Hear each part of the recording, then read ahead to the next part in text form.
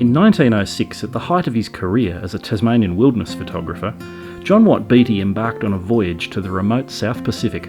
He was invited by the Bishop of Melanesia to document the work of the missionaries as they brought Christ the Saviour to the people of the islands. Beattie was 50 at the time, and coincidentally I went there for my 50th birthday too, just as I was starting to digitise Beattie's work and put it on the website, beattiestudio.com. 6 years later, I've read of Beattie's trip in the diary that he left, so I'm heading back to recreate the last photo he took in the region. Beattie was welcomed by the people and only took photos of them with their permission.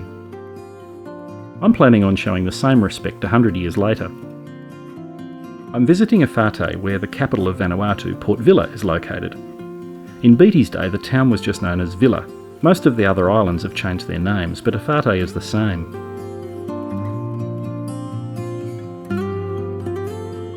I'm really here for a family holiday. The Beattie connection is a happy coincidence. I'm happy that my wife and son agreed on Vanuatu over Hawaii. We were here 9 years ago, and I love the place and the people. Although Connor says he doesn't remember. He was 4 at the time, so I suppose that's a fair call. Vanuatu really is a tropical paradise.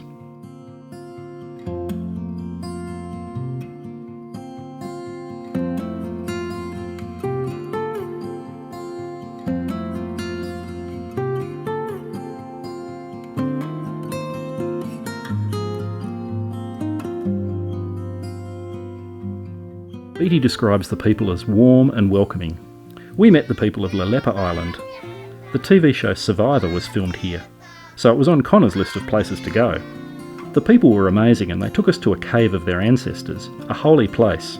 Years ago, many of their elderly developed a skin condition, which made them sensitive to sunlight.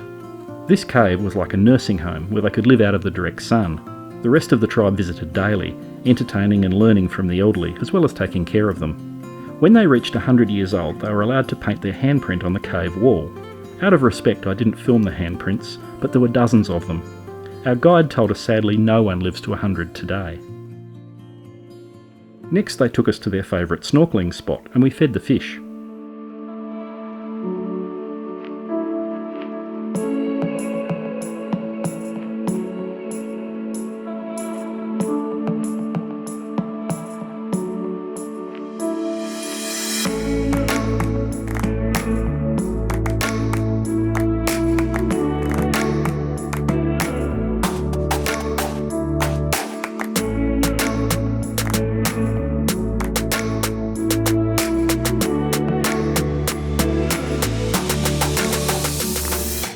Getting out of the water, I noticed a formation on the point. It looked really familiar, so I photographed it.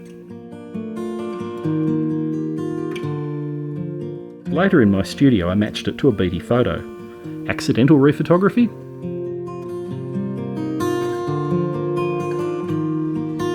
Back on Awhate, and I was on the trail of Beattie's last photo, taken from the British official residence on Iririki. He was invited to dinner, all very Edwardian and formal. He did a photo shoot before dinner. I guess he was performing for his supper. Iririki Island is now a private luxury resort, and we're not staying there.